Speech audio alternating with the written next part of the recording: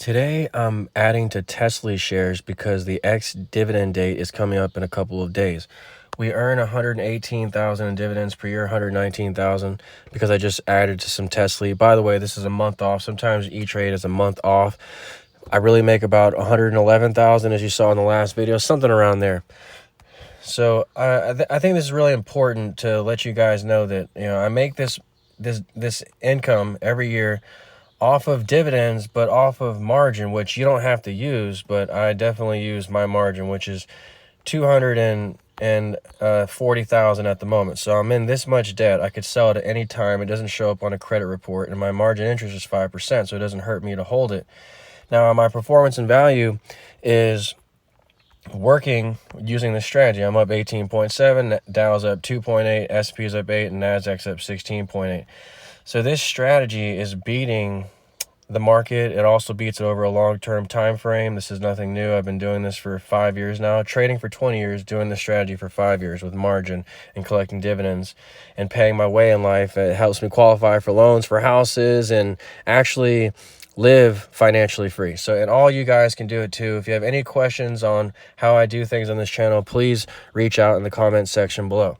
So without further ado, Tsly, we just bought 1,000 of Tsly. Why? Because of the X date. The X date is coming up on it says here on the 6th. So you have to be in Tsly before the 6th to receive this 80% dividend. I think it's more around 60 or 70%. If you want to learn how to calculate the dividend of Tsly, go see my past video on Tsly. I don't feel like doing it today. It changes every day, depending on what the share price does. So we're up 5,000 today, 0.85, and we're beating the market. The Dow's at 0.3, Nasdaq's at 0.13, S&P's at 28. Why? Because of Cornerstone. Cornerstone's a 4-star fund, very special fund, 20% dividend, and it drips all the dividends at the NAV price, not the market price. So that's why I have so much money in Cornerstone. These are the indexes. All these things mirror the indexes, and Tsly is a big component of the indexes. So not only is Tsly about to have its dividend, which is going to help me pay down this margin,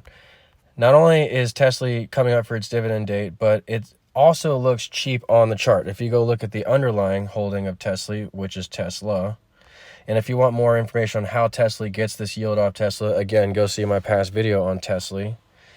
Tesla is at the 50% retracement mark, in my opinion. It went from 100 to 200, and now it's pulled back to 150. This, I told you guys, was going to be my entry point. This is where I removed my Tsly short, and I just bought more Tsly. So, because Tesla has, Aptly and Tesla have shorts that you can go buy. There's TSLS for the short, and Aptly has AppD. I removed my shorts of Tsly, TSLS, and I just bought more Tsly today here at 150. It's a whole number.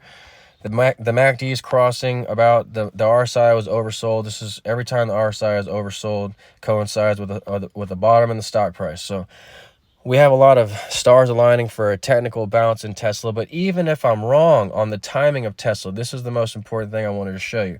In addition to the dividend date, which is coming up soon for Tsly, and the fact that I'm down 10% in my cost base, so it makes sense for me to add a Tesla here, Tsly.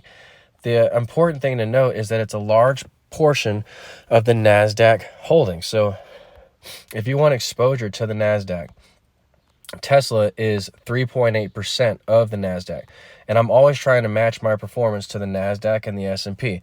So if Tesla is about 4% of the Nasdaq, and let's say I have about $400,000 in my account, because as you can see, I'm at about $378,000. Okay, 400,000 times 10% is 40 grand. So cut that in half, 5%, that's 20 grand.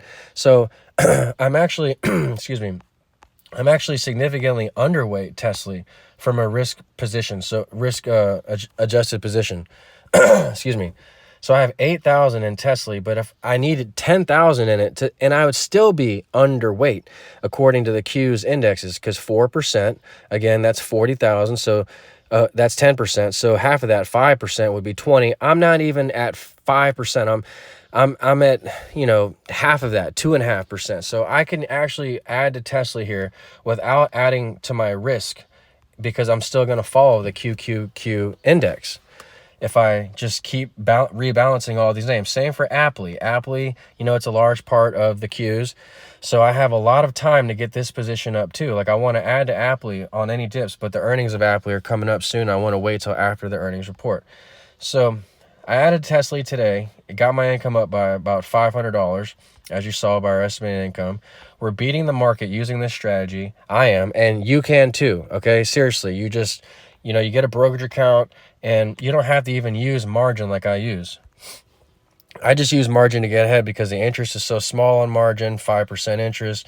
I can go do anything I want with margin. I can travel the world, buy a house, buy a car, go buy food. And my dividends of 110,000 or whatever you saw per year, just call it 100,000, will pay this margin debt back in less than 3 years.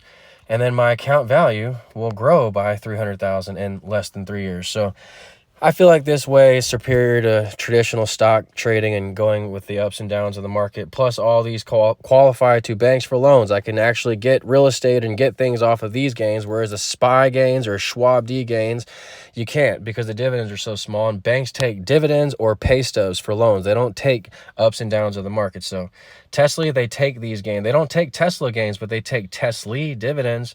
So I was below my cost basis. I added there. I can add 2,000 more potentially, and I'd still be not risking things too much in my portfolio. I would be mirroring the indexes this way. So this is what I'm doing for Tsly. Dividend X date coming up soon. Get in before the 6th if you want that dividend, but don't make it too much of an overweighting in your portfolio to where you're not matching the indexes. And if you're playing with margin, like I am, this 240 number, you especially want to mirror the indexes because you don't want any unnecessary drawdowns in your portfolio to send you into a margin call. We have plenty of cushion here in case before we hit a margin call. And when this hits 0, we're at a margin call.